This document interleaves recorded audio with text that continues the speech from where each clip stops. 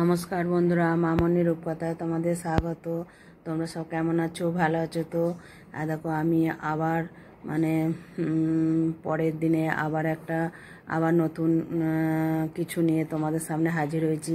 কারণ কাশ্মীরটা তো ছোট জায়গা নয়, কাশ্মীর তো বড় জায়গা। ধরো আমি যেখানে যেখানে গেছি সেই জায়গাগুলোই তোমাদেরকে আমি তুলে ধরছি। এটা একটা সাইড সিন। আমরা টিউলিপ বাগান ঘোরার পর আমরা একটা সাইড সিন দেখতে এসেছিলাম। এখানে ছোটোখাটো জায়গা এগুলো। এইটা হচ্ছে তোমার আখরোট গাছ কেমন দেখে নাও একবার।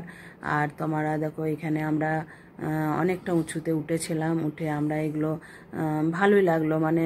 এগুলো তো ধরো আগেকার মোগল আমলের সব জায়গা। এগুলো বেশ ভালোই লাগলো, দূর থেকে দেখতে বেশ ভালোই লাগছে। অনেকটা দূরে তোমাদের ক্যামেরাবন্দি করেই দেখাচ্ছি। তোমরা দেখো কেমন লাগছে, অবশ্যই কমেন্ট করে বলবে কেমন লাগছে। আমার তো বেশ ভালো লাগছে, কারণ এখানে তো গরম নেই না, এখানে তো ঠান্ডা। বাবরে, সিঁড়িতে উঠতে গিয়ে মরে যাবো মনে হচ্ছে। আর দেখো ওই দূরে দেখা যাচ্ছে টিউলিপ গার্ডেনটা, দেখতে পাচ্ছ? ওই যে একটু লালচে পাড়া, অনেকটা দূরে ওইটা হচ্ছে টিউলিপ গার্ডেনটা। আমরা তাহলে কত দূরে চলে এসেছি বুঝতে পারছো তো। আর এই যে ফুলের গাছটা দেখছো, কিরম লাগছে বলো তো? আমাদের সে বিয়ে বাড়িতে যেমন ফুলের গাছ দেয় না, সেরকম সেই ঝাড় গাছগুলো দেয়, ঠিক সেরকম লাগছে। খুব ভালো লাগছে। আর দেখো আমি এই ডগিটাকেও ক্যামেরাবন্দি করলাম, কারণ এ তো নিজের আনন্দে খেলা করছে। আর আমার রায় তো হ্যাঁ, আমি বলছি যাস না, যদি অচানক কামড়ে দেয় কি হবে। তারপরে আমরা আবার একটা অন্য জায়গায় চলে এলাম। এখানটাও বেশ ভালো লাগছে, খুব জমজমাটি জায়গা। আমি সব জায়গার নাম তোমাদেরকে বলতে পারবো না, হয়তো আমি শুনেছি জেনেছি, কিন্তু আমি সবসময় মনে রাখতে পারছি না। কারণ এখানকার জায়গা মনে রাখার মতো অতটা স্মৃতিশক্তি আমার নেই। আর তারপরে আমরা গাড়িতে চড়ে দেখো কত এগুলো আপেল গাছ, জানো তো কত আপেল গাছ দেখো।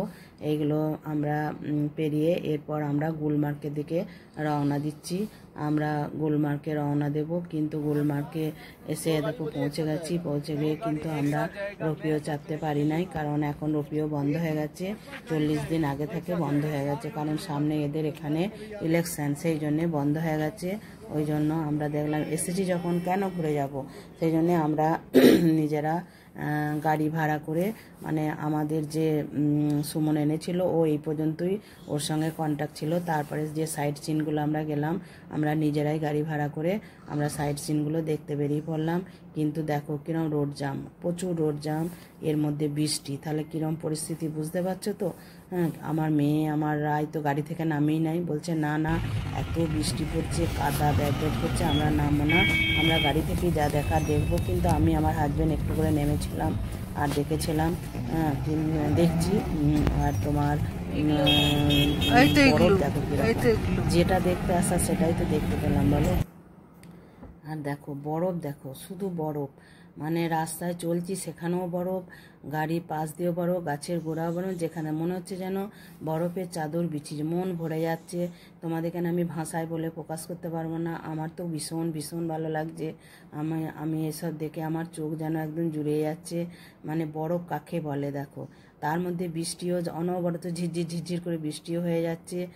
ব্যাপক দৃশ্য, এই দৃশ্য ভাষায় প্রকাশ করার মতো নয়, বলার মতো নয়। আমার তো প্রচণ্ড ভালো লাগছে। তোমাদের কেমন লাগছে আমি জানি না, তবু তোমাদের সামনে আমি তুলে ধরলাম। তোমরা দেখো, মনে হচ্ছে এগুলো বরফ, মনে হচ্ছে যেন কে কি ছড়িয়ে দিয়েছে বলো, মনে হচ্ছে না? কিন্তু আমরা তো নিজে চোখে দেখেছি। আর দূরের পাহাড়টা দেখো একদম বরফে ঢেকে গেছে। এইখানে একটু গাড়িটা দাঁড়ালো, ওই জন্য আমরা এখানে একটু দাঁড়িয়ে একটু ছবি টবি তুললাম। আর এই থাকে দেখো বরফ দেখো, এইসব জায়গায় উঠা যাবে না, প্রচুর স্লিপ জানো তো। ওই জন্য আমি দূর থেকেই দেখছি, ওই যে ওনারা দুজন গেছেন ওইখান থেকেই ছবি তুলছেন। তারপরে আমরা বাড়ি ফিরে পরের দিন সকালে দেখো আমরা যে হোটেলটায় আছি সেই হোটেলের দোতলা থেকে আমি দূরের একটু ওভারভিউ নিয়ে নিলাম। কিন্তু প্রচণ্ড বৃষ্টি পড়ছে, আমরা একটু পরই বেরোবো পেহেলগামের উদ্দেশ্যে। কারণ আজকে আমরা শ্রীনগর ছেড়ে দেবো। 4 দিন আমাদের শ্রীনগরে থাকার কথা ছিল, আমরা 4 দিন শ্রীনগরে ছিলাম। আজকেই শ্রীনগর ছেড়ে আমরা পেহেলগামের দিকে রওনা দেব।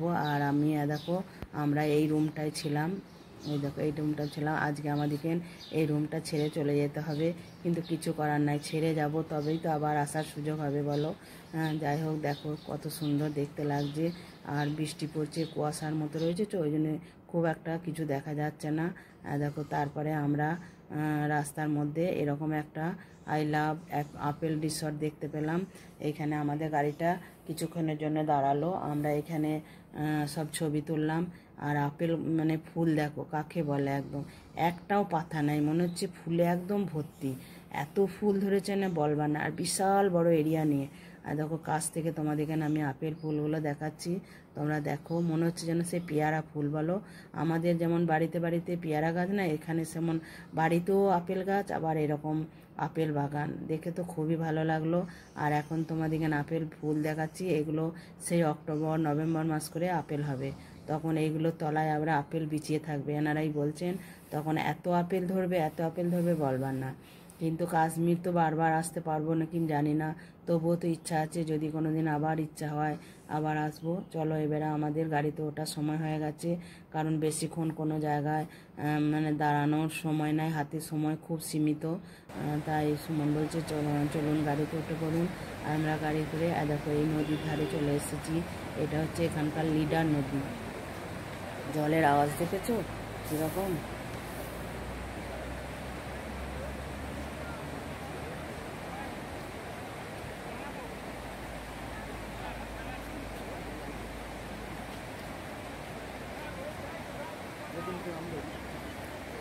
ওইদিকে রাস্তা আছে তো নামার, ওইদিকে রাস্তা আছে, ওই যে নামছে।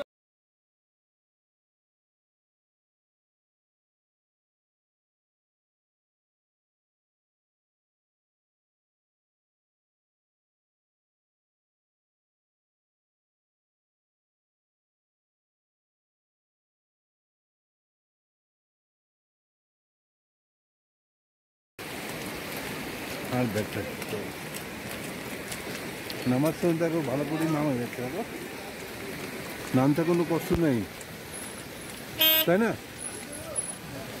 উঠতেই কষ্ট, গাড়িতে এদিকে আসছে।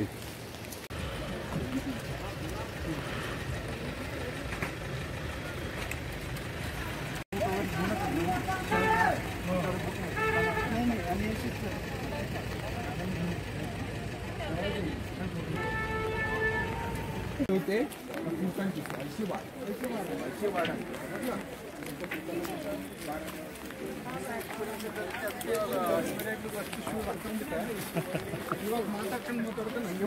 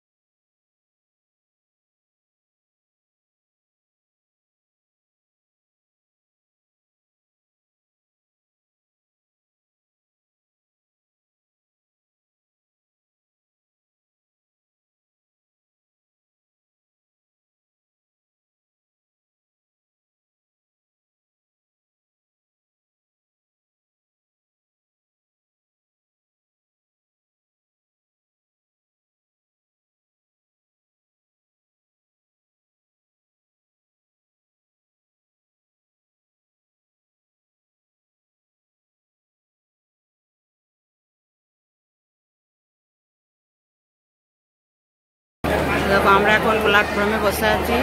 দেখো কটা বাজে দেখে নাও, 17:41। হ্যাঁ, আমাদের ট্রেন হচ্ছে 8:30, মানে 8:30-এ আমাদের ট্রেন। আমরা এখন প্ল্যাটফর্মে সব বসে, এই যে দেখছো সামনে, এগুলো আমাদেরই সঙ্গে এসেছিল। আর আমরা এখানে সব বসে আছি। এই যে আমার রাই, আমার মেয়ে, আর এই যে আমার হাজবেন্ড।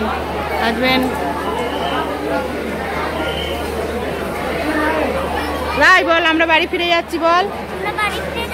বোতলটা সরাও, ভালো করে বলো। বল আমাদের কাশ্মীর ঘোরা হয়ে গেল, আমরা বাড়ি ফিরে যাচ্ছি, বলে দাও।